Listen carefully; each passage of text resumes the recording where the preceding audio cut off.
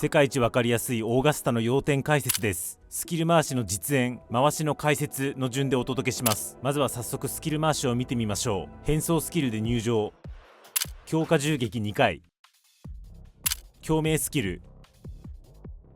もう一回強化銃撃2回、共鳴解放、強化共鳴スキル3回、強化共鳴解放、通常攻撃連打連打連打、強化共鳴解放、音外スキル、収装スキル。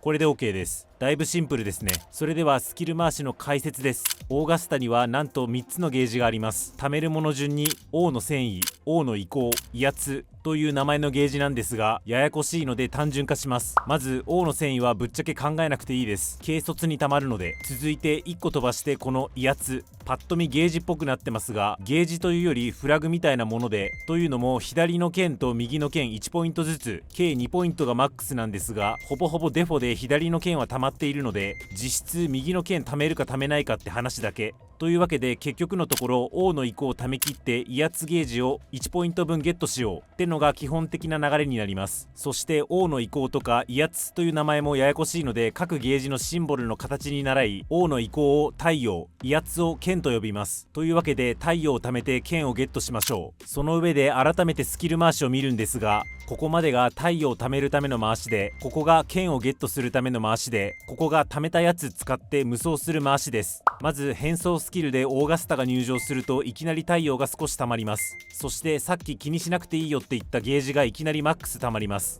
この気にしなくていいゲージがマックスまで溜まると銃撃が変化して強化銃撃になるので、それを使うことでさらに太陽が少し溜まります。強化銃撃っつったって銃撃なので1回目は長押しする必要があります。この三角マークは長押ししないと使えないよってことですね。1回長押しすると2段目の攻撃に派生します。こっちは普通の攻撃なので、今度はボタンをちょん押ししましょう。こういう銃撃主体のキャラ操作が個人的に苦手で、私は慣れるまで戦闘中もこの辺を見て、三角マークが出たら長押しして、三角マークがなくなり2段目の攻撃アイコンが出たら長押ししていたのを離して即ちょん押ししていました。強化銃撃を使い終わると気にしなくていいゲージがもちろん消えちゃうので、強化銃撃も使えなくなっちゃうんですが、ここで共鳴スキルを使うと、それ単独でまた太陽が溜まるとともに、またしても気にしなくていいゲージが瞬時にマックスになりました。ということは強化銃撃が使えるようになるので、同じように長押しして使いましょう。共鳴スキルを使う時ですが、共鳴スキルのボタンを押してから強化銃撃が使えるようになるまで少しタイムラグがあるので、三角マークが出てから長押しするようにしましょう。で、三角マークが消えて2段目の攻撃が出てきたら、さっきと同様ボタン離してすぐちょん押し。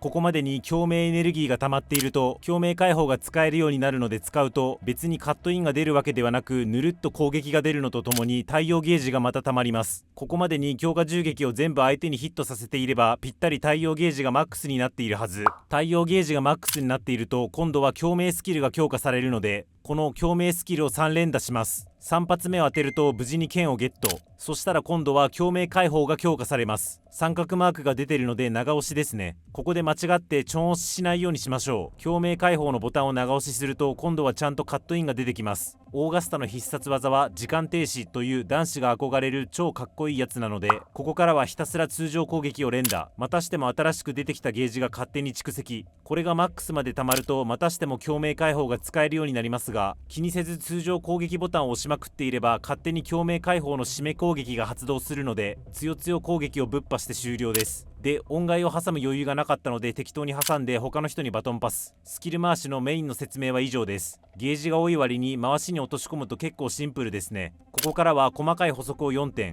補足1点目、強化銃撃を外した場合について、さっきここまで強化銃撃を全部相手にヒットさせていればぴったり太陽がマックスになっているはずといった通り、太陽は強化銃撃を使ったらたまるのではなく、敵に当てないとたまりません。もし外してしまった場合は適当に通常攻撃を連打することで、気にしなくていいゲージがたまるので、それをもとに再び強化銃撃を当てるようにしましょう。補足1点目は以上です。補足2点目、誰かにバトンパスした後の話。オーガスタからバトンパスを受けたキャラは競争エネネルギーをちゃんと貯めて収装スキルを使うまで交代しないようにしましょう。というのもオーガスタはバトンパスした相手にダメージアップバフをかけるだけでなく、そのバトンパス先が収装スキルを使うことでオーガスタにも電動ダメージバフがかかり、さらに剣を1つゲットできるというバフをバトンパス先にかけます。言い方が入れ子になっちゃったのでややこしいと思います。乱暴に言うと、バトンパス先がちゃんと収装スキルを使うと再びバトンを受けたオーガスタが強くなるし、剣もゲットできるからちゃんと収装スキル使わせてねっていうことです。この運用をちゃんとやってバトンパスを受けたオーガスタなら剣が常に1本溜まった状態になってるはずってことですね。なお戦闘開始時も基本的に1本溜まってる状態になるので安心です。ただ落とし穴があって、オーガスタがバトンパスした時に他の人に与えるバフは効果時間が14秒です。なので14秒以内に収装スキルを使わないとバフが切れてしまい、バトンパスしてもオーガスタの剣がたまりません。バトンパスを受けた人はこの制限時間を意識するようにしましょう。もしバフが切れてしまった場合はオーガスタにパスしても剣がプラス1にならないので仕方がないので、オーガスタが剣を貯める作業を2回やりましょう。補足2点目は以上です。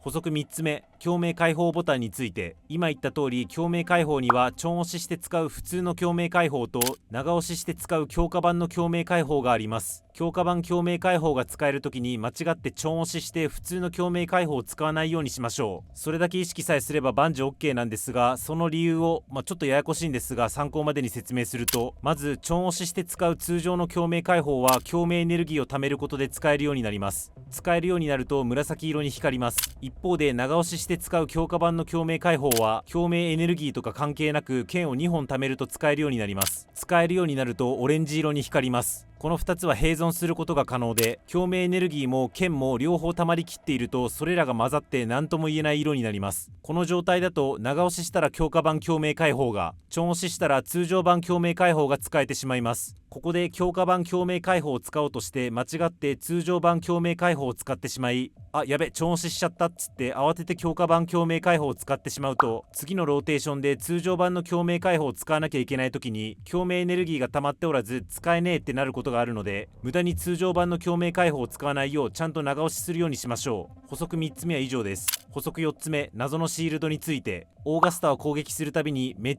ちゃ微弱なシールドを獲得します。ぶっちゃけ防御面では意味ないと言っても過言ではないレベル。なんやねんこれはと思うかもですが、この細かくシールド獲得する能力は後続実装されるユーノの能力と噛み合っているので、ユーノが実装された時に進化を発揮するようです。期待して待ちましょう。補足は以上です。なおおすすめ音階とか育てるスキルの優先度はせっかくゲーム内の攻略サイトに記載があるんだからそっち見ようの精神で割愛します。解説以上です。いかがでしたでしょうか。名調界隈の攻略動画はパワポとか数字とか使ってどちゃくそ丁寧に作られており、好きなキャラをいい感じに使えるようになりたいだけなんだよなという私みたいなライト勢にはちょっと味が濃すぎる印象があったので、伝える範囲や深度を私なりに厳選してライト勢向けに、というか半ば自分用に動画を作りました。こんな感じで今後実装するキャラは基本的に同じようなあっさり味の攻略動画を作ってまいります。オーガスタの使用感、動画への忌憚のないご意見感想をお待ちしております。以上です。家なしララは限りある時間で面白ゲームを最大限楽しむためのチャンネルです。今後作成する動画もお見逃しのないようチャンネル登録高評価よろしくお願いします。動画化するまでもない日常オタク語りを X で、表には出しにくい話やチャンネル運営話をメンバーシップで語っていますので、そちらのフォローも何卒おついえなし。